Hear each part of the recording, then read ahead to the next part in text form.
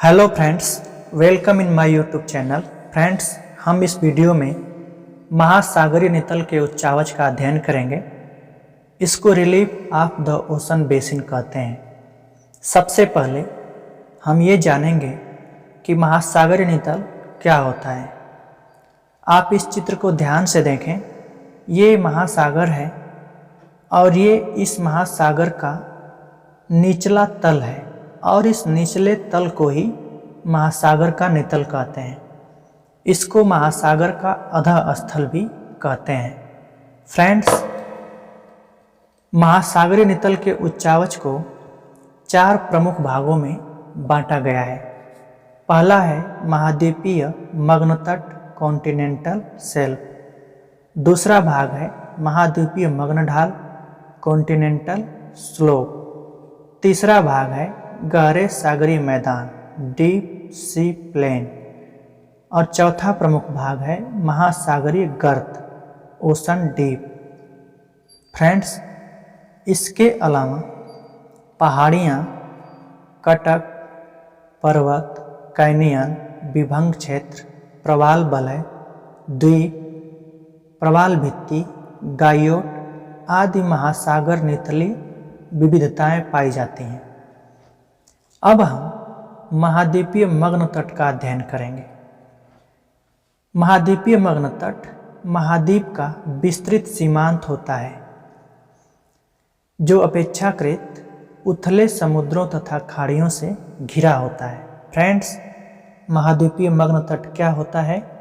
यह महाद्वीप का विस्तृत सीमांत होता है जो अपेक्षाकृत उथले समुद्रों तथा खाड़ियों से घिरा होता है। इस फिगर को ध्यान से देखिए। इस फिगर के द्वारा हम महाद्वीपीय मग्न तट को समझेंगे।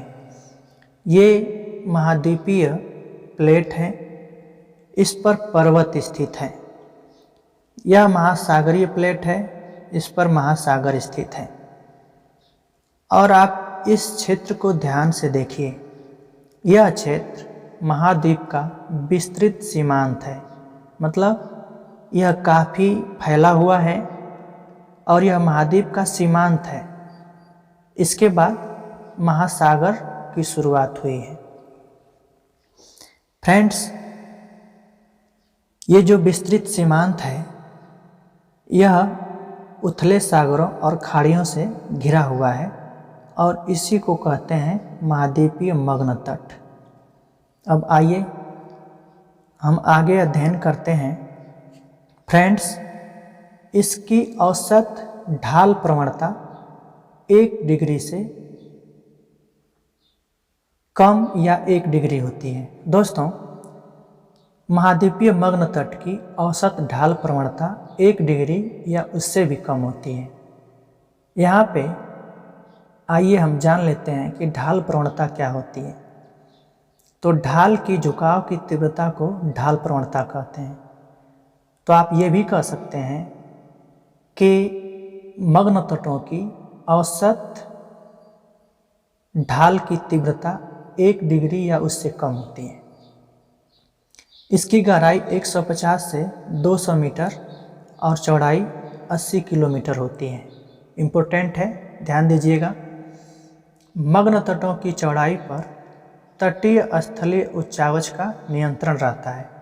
मतलब मग्न तटों की चौड़ाई कितनी होगी, इस पर उसके तटीय स्थलीय उच्चावच का नियंत्रण रहता है। मान लीजिए किसी मग्न तट के तट पर पर्वत स्थित है तो उसकी जो औसत ऊंचाई होगी वो कम रहेगी, उसकी औसत चौड़ाई कम रहेगी। मान लीजिए कोई मग्न तट है और उसके पास पर्वत स्थित है तो उस मग्न तट की चौड़ाई कम रहेगी।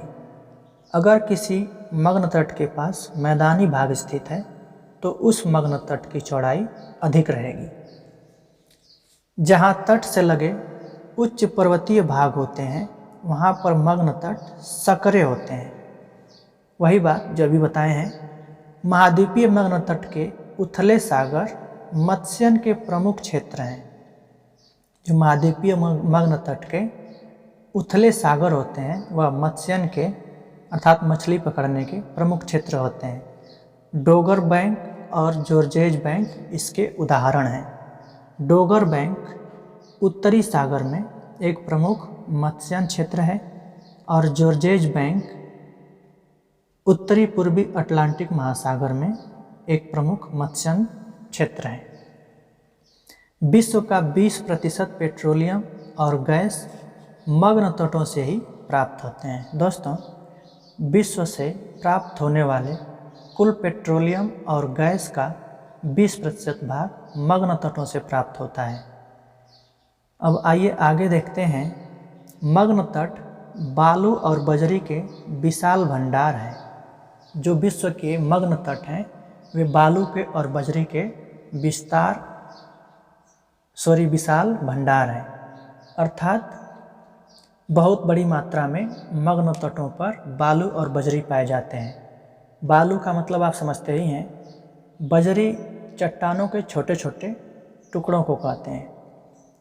मग्न तट कुल सागरीय भाग के 8.6% क्षेत्रफल पर विस्तृत है। फ्रेंड्स, जो मग्न तट हैं ये कुल सागरीय भागों के 8.6% क्षेत्रफल पर विस्तृत होते हैं।